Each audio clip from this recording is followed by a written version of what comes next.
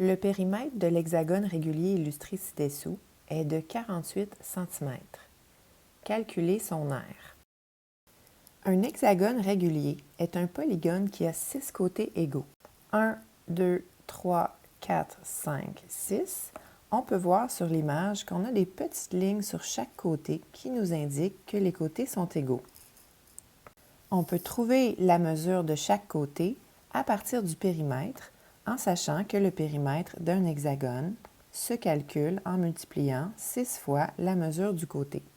Puisqu'on connaît la valeur du périmètre qui est de 48, on peut déduire la mesure de chacun de ces côtés par algèbre. En algèbre, on fait l'opération contraire afin d'isoler la variable. Quel est le contraire de multiplier par 6? C'est bien sûr de diviser par 6. Donc, en divisant de chaque côté, j'ai réussi à éliminer les 6 et trouver la valeur du côté. 48 divisé par 6, j'obtiens 8. 8 quoi? 8 cm. Donc, tous les côtés de l'hexagone mesurent 8 cm. À la question 13, on nous demande de calculer l'aire de l'hexagone.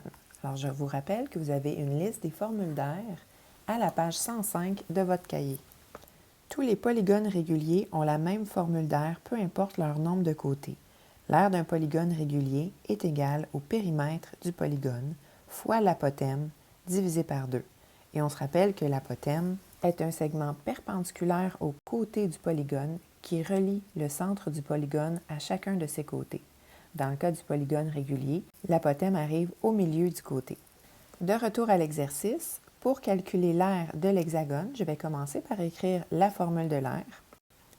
Ensuite, je vais me questionner à savoir, est-ce que je connais toutes mes valeurs? Est-ce que je suis prête à calculer l'aire?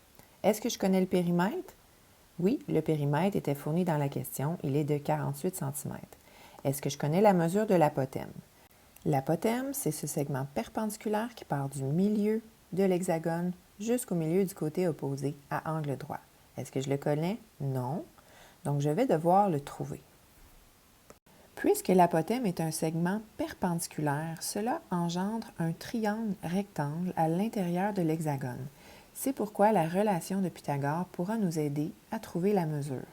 Autre indice important, les diagonales ici, qui sont à l'intérieur de l'hexagone, mesurent également 8 cm. Dernier indice important dont on aura besoin, les deux petites lignes ici nous indiquent que le côté de l'hexagone est bel et bien séparé en deux segments égaux. Et donc, les deux seront la moitié de 8 cm. 8 cm divisé par 2, c'est 4. Donc, ce segment mesure 4 et celui-là aussi. Alors, si je récapitule, j'ai un triangle rectangle dont je connais la valeur de l'hypoténuse qui est de 8 cm, la valeur d'une cathète qui est de 4 cm et je cherche l'autre cathète qui représente l'apothème de l'hexagone. Dans ma relation de Pythagore, j'écrirai donc que A, c'est la cathète que je cherche, B, c'est la cathète qui mesure 4 cm, donc 4 à la 2, et C, c'est l'hypoténuse, donc C, 8 à la 2. Maintenant, par calcul, 4 au carré, c'est la même chose que 4 fois 4, qui donne 16, et 8 au carré, 8 fois 8, qui donne 64. Ensuite, j'applique l'opération inverse à plus 16 dans le but d'isoler ma variable, donc moins 16 à gauche et à droite. Les 16 s'éliminent. 64 moins 16, j'obtiens 48. Et pour trouver la valeur de la cathète qui est aussi l'apothème, je dois extraire la racine carrée de 48. J'obtiens une valeur de 6,93 une fois arrondie.